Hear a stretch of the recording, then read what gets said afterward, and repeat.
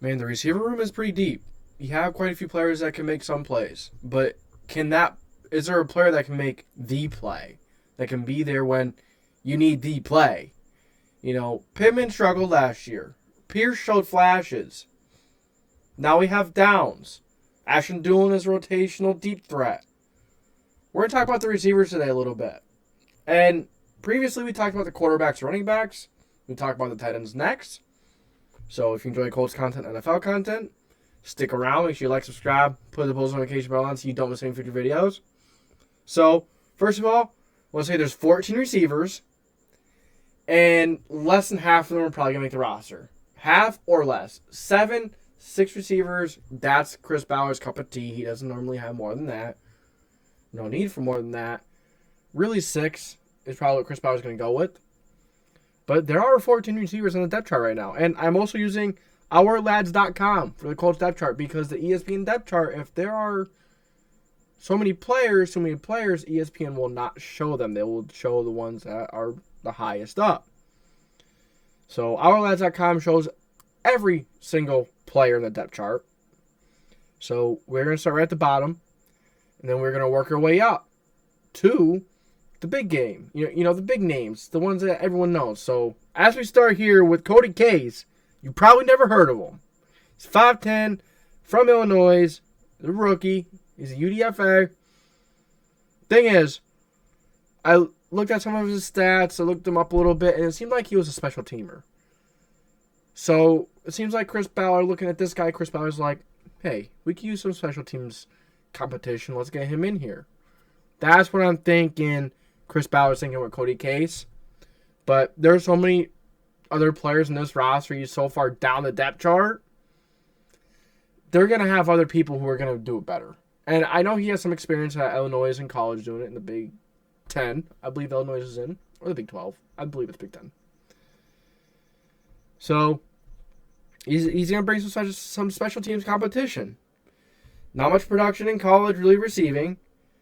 He has some experience in kick returning as well. But he probably won't make the roster. There are a lot of other guys that can play special teams here. Ashton Dulin can play teams. There's a few other guys as we move up. We will see who could. But Cody Case, probably a guy you never heard of. Probably a guy you're not going to hear of after this video. Same with Johnny King. 6'4" from Northeast Missouri. He's a UDFA. So he was kind of productive. He improved every single year. He's 6'4". Seems he's got a little bit of speed. And he improved every single year at college. 1 year he had 300 some, then he moved to 400, then he moved to like 600 some. So he improved. Sometimes it's worth taking a chance on a player who improves every single year. Because they're working hard. They know what they're doing wrong. They're pushing. But when it comes to NFL, sometimes you have to get it done or you're not going to make it. And if he's not there, he's not going to make it yet. These two guys we're talking about here, maybe practice squad guys. They're probably going to be cut. Probably just bringing competition to depth. So don't expect Johnny King or Cody Case to make the roster. Next we have Juwan Winfrey. 6'1", 210 pounds. He's a 6th round pick from Denver. No, he's a 6th round pick. I don't remember. I don't have his college here, but Denver picked him in the 6th round. Didn't do anything with Denver. Went to Green Bay. Played a little bit. That was really it. Didn't see much. As I mentioned, a lot of these players at the bottom, Chris Ballard is bringing in for competition. Malik Turner. Now, Juwan Winfrey you might have heard of. Malik Turner you might have heard of. 6'2", 202 pounds. He came out in 2015, I believe. He's a UDFA out of Illinois, if I didn't say that. So, he's the most productive receiver that we've talked about so far in regards of in the NFL. Not saying much. He's very fast. He's got some height to him. He's going to bring some good competition. He might bring some competition to Ashton Dulin in terms of, special teams and his spot. So watch out for Malik Turner. He is a long shot to make the roster, but the chance is there. He's a bit older, though, so I think he's like 29, 27, 29, so he's a little older. Next, we have here. You guys might have heard of him. He is a UDFA that a lot of people are excited about. Very versatile weapon. From a smaller school. He's 6 foot. His name is Xavier Scott. He is 6'1", 207 pounds. Went to Maine. He's a UDFA. He first was with UConn. Didn't do anything at UConn. And then he transferred to Maine. And in Maine, he was very productive. Running the ball, catching the ball. He was a versatile piece. He ran a 4.47, 6'1", 207 pounds. That's expected. That's average. Very versatile. Could run. Could go out and catch passes. Very hard to tackle. Very hard to tackle. He is. He's powerful with the ball in his hands. Once he has that ball in his hands, once he's running, it's hard to bring him down. Very difficult too. And I want to credit to NFL.com for some of these strengths. I didn't know much about him, as I didn't know much at all about any of these guys coming into doing this list. So, bear with me. We're going to be getting to the good stuff soon. Ethan Fournier. He's 5'11", 195 pounds, out of UCLA. I don't know why he's on the roster. He doesn't even have 200 receiving yards in 3 years of college at UCLA. Maybe he played special teams, but he would have had some tackles on his stats at least. I don't understand having him on the roster. Vincent Smith, 6'3", 195. He's an explosive athlete. He's explosive. As it translates to the field, which is why he's bounced around from teams, he jumped around for the Texans and then to the Jets for a couple of years. Didn't do too much. Now we're getting into the good stuff. We stuck around at this point. Now we're getting into the good stuff. Brashad Perryman, 6'2", 215 pounds. It's a first-round pick out of UCF. I'm sorry, I'm looking at my notes a lot.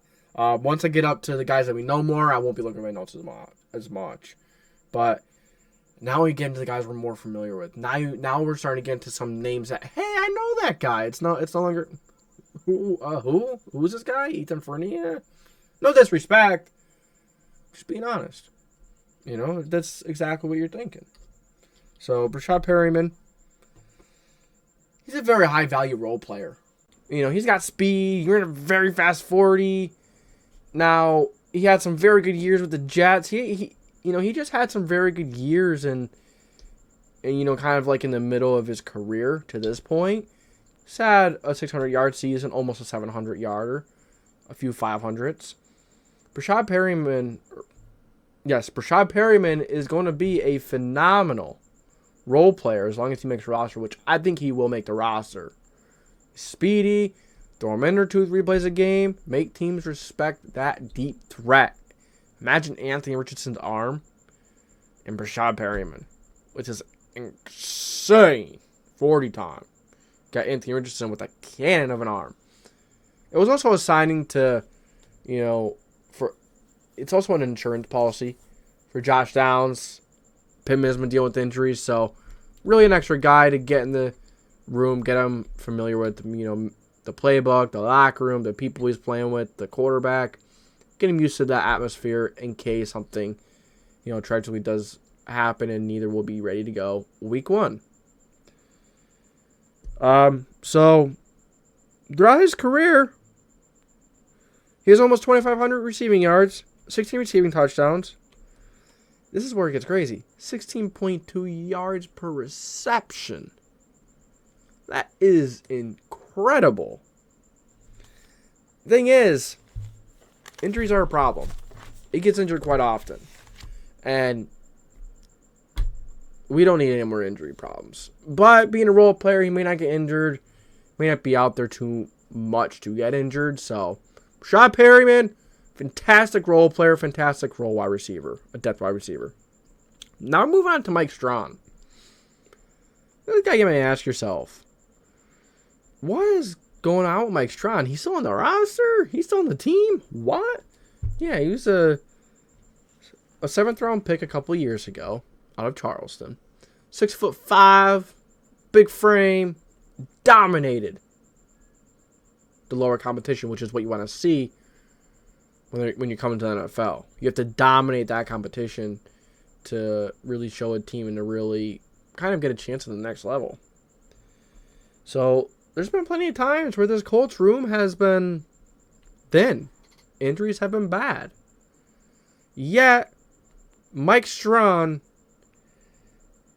either has been brought up, hasn't made that, he hasn't made the most out of his opportunities, or they just didn't give a chance to. So, Mike Strawn, very questionable.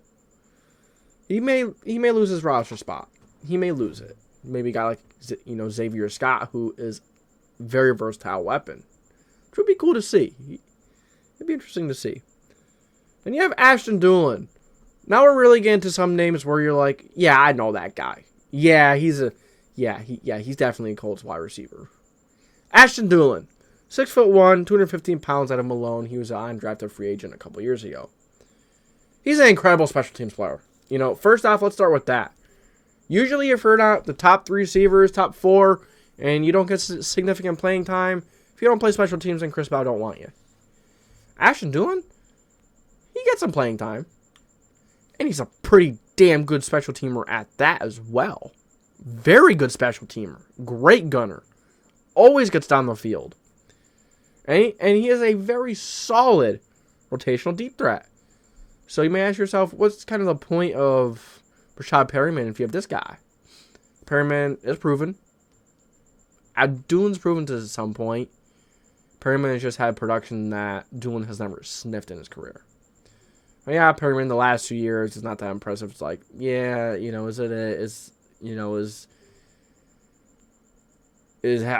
he ran out of gas? We're gonna see. Now that he has, a more electric quarterback, different offense, we're gonna see. But Ashton Dulin, great deep threat in rotation. Throw him in there, 4 or 5 plays a game, send him deep, throw it to him. He'll catch it. He'll catch it sometimes. He's a good deep threat receiver. The Buccaneers game, smoked the secondary. A few times where he's made some incredible catches in some big-time moments. He is a championship piece. He's not one of the best players. He's not a player that's going to wow you and be like, damn, he's arrived. But no. He's that championship piece that is going to get you those plays that you don't think are important, they become important later on when you win. Remember that. Then you have Josh Downs.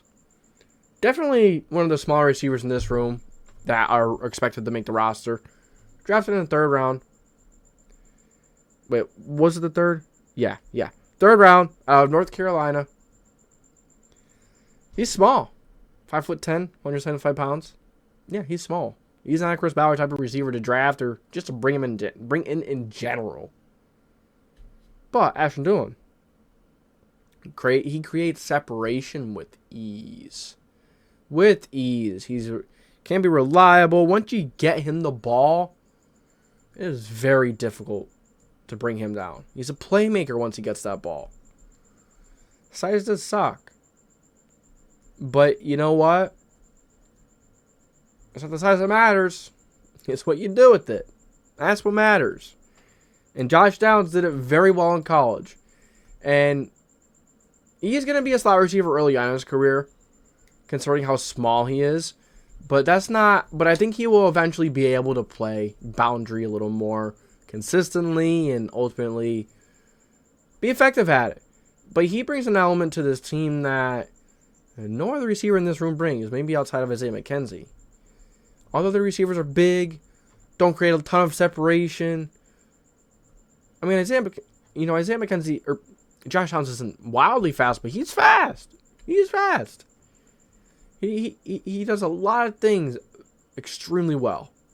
Getting out of breaks, releases, just getting open.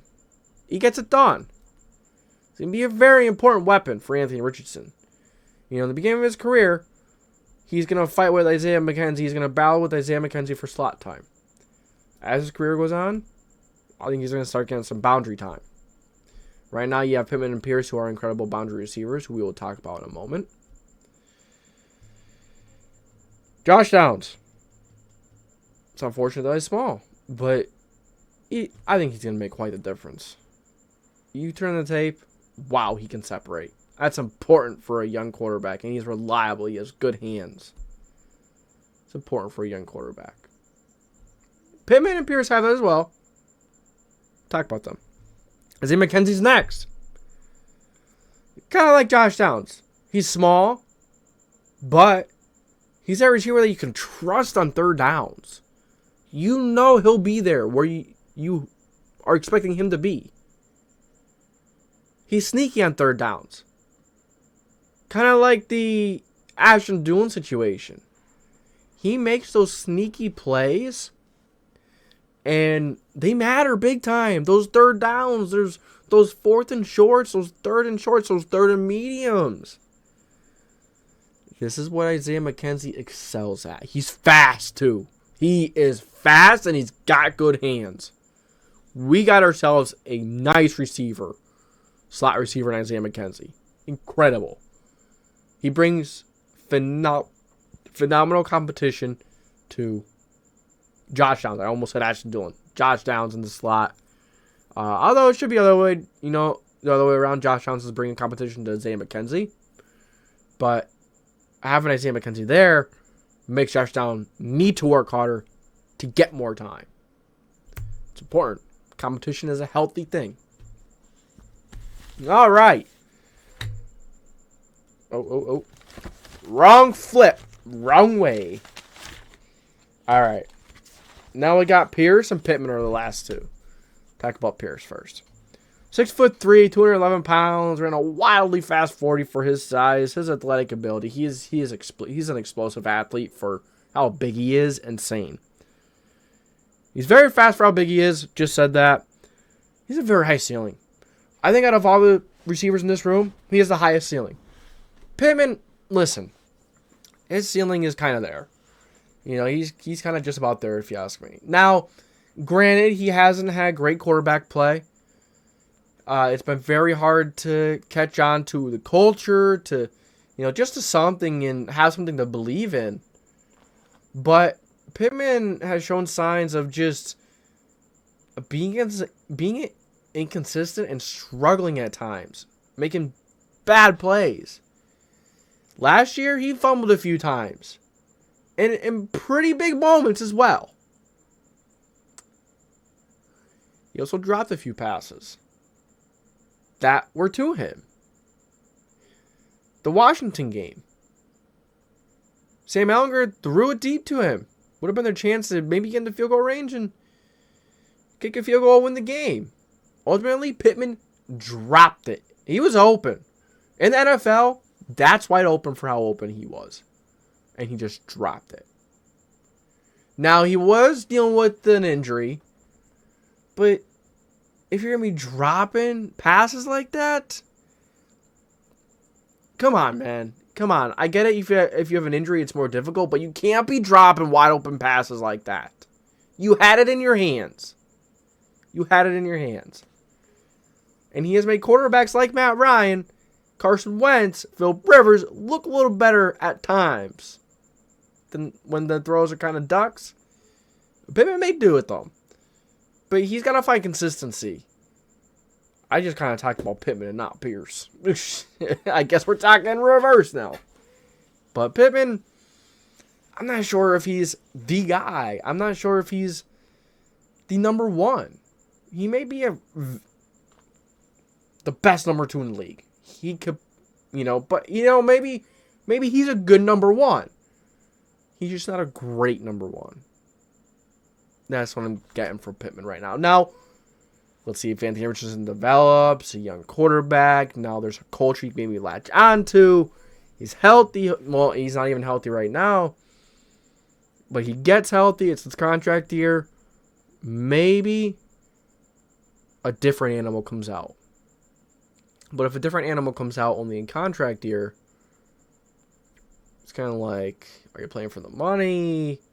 Are you, were you just motivated by the money? Because you got to find more motivation than just the money sometimes. And I love Pittman, but sometimes he also comes off as like, yeah, obviously he cares, but when you watch some interviews and stuff, it just seems like he's so just let it go. He's so just doesn't care, and that's good. That's good to some degree. And you see in the games, he really gets riled up at times, really gets feisty. So I'm not sure if he's a leader when you let your emotions get to you a lot like that. So, it happens to the best of us. But, see how I'm kind of contradicting myself? I'm questioning Pittman. I'm definitely questioning Pittman. But is Pittman the guy? And then let's go back to Pierce. Because I feel like this kind of circles around well. Pierce might be the guy.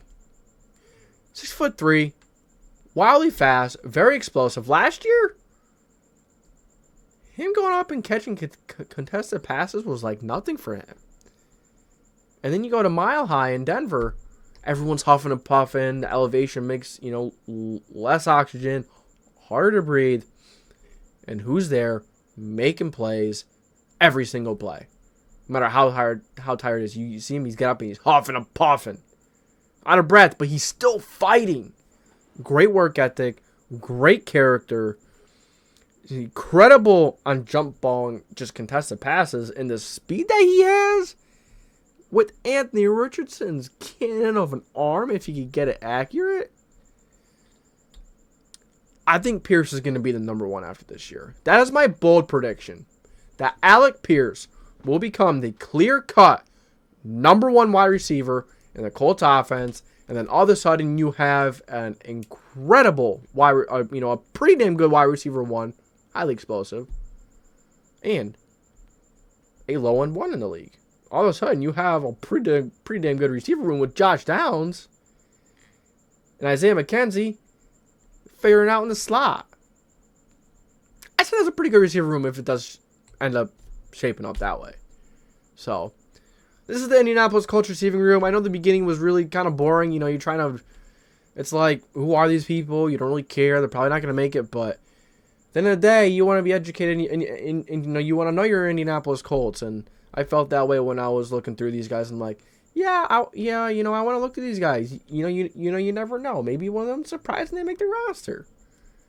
So, maybe Isaiah McKenzie is one of those players that was a surprising cut. I don't think so. Very interested in that though, because you have Josh Downs, you have Ashton Dulin, you have a lot of depth. So, I want you guys to let me know what you think. What do you think of this Colts wide receiver room? Think it's good? Think it's bad? What do you think could be better? Do you think Pittman's the guy? Do you think Pierce can be the guy? What do you think about Downs, McKenzie, Dulin? Give me your thoughts on this entire receiver room. Give me your sleeper to make the roster, all that stuff. Give me your entire thoughts on.